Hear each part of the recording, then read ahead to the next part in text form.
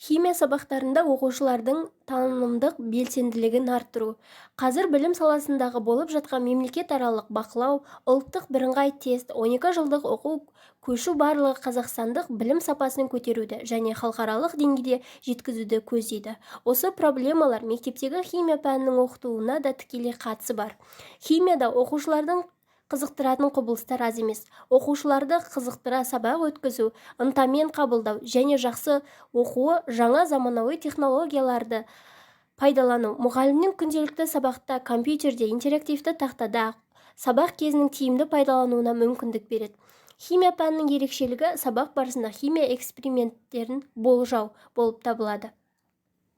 Оқушылардың жұмысын тиімді ұйымдастыру. Дұрыс жоспарланған сабақ барысында мұғалім оқушыларға тек тақырыпты түсіндіріп қана қоймай, олардың игеруіне деген ынтасын, танымды қызығушылығын ұйымдастырады.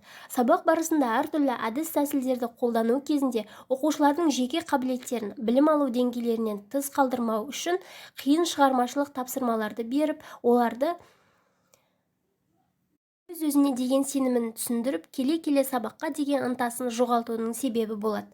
Химия сабақтарында мен сабақтың тақырыбын айтпас бұрын заттардың күнделікті өмірде және тұрмыста қолданылуы туралы айтып, суреттерін, материалдар үлгілерін көрсетемін. Мысалы, 9 сыныпта көмірсутектердің табиғи қорлары тақырыпты өткенде бензин, мазут үлгілерін әуелі көрсетіп, оның түрін, түсін, иісін қарастырып талдай келе сабақ тақырыбына келтіремін. Одан кейін ғана мұнайдың құрамы мен химиялық қасиеттеріне тоқталамын. Мұндай әдіс тақырып деген орнықты немесе терең қызығушылықты оятады. Оқушылар көбіне ойларын қазақ тілінде химия тілінде аударуға қиындықтармен кездеседі. Сондықтан мен оқушы ойын дұрыс жеткізе білу үшін сабақты түсіндіретінде ойларын бірнеше әдіспен жеткізуге жағдай жасаймын. Мысалы, судың сутекпен, оттекпен тұратын сызба нұсқасын сурет түрінде көрсетіп, химиялық формуласына көшемін.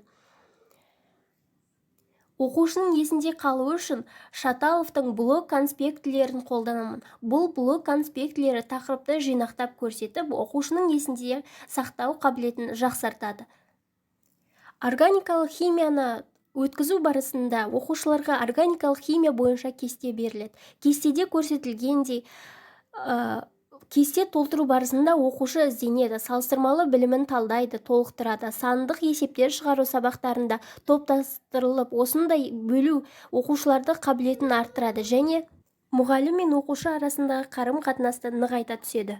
9 сынып электролиттік диссоциациялану электролиттері. Қолда арнайы құрал бар жағдайда әуелі сынауға тұз ерітінділерін салып, тоқ көзінен өткіземіз. Одан кейін спирттің ерітінділерінен электродты салып, өз тоқ өткізгішті қандай екенін байқап, заттардың тоқ өткізетіндері электролиттер, өткізбейтіндері биоэлектриттер екенін түсіндіреміз.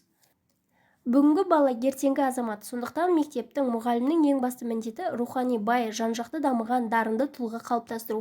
Әр мұғалімнің алдындағы ізгі мұраты өз пәніне білім беріп қана қоймай, әр баланың менің ашу, сол менің шығармашылық тұрғыда жетілдіру, оқушылардың өз бетімен жасаған тәжірибелерін білім ұстанымының тұрақты болуына әсерін тигізеді.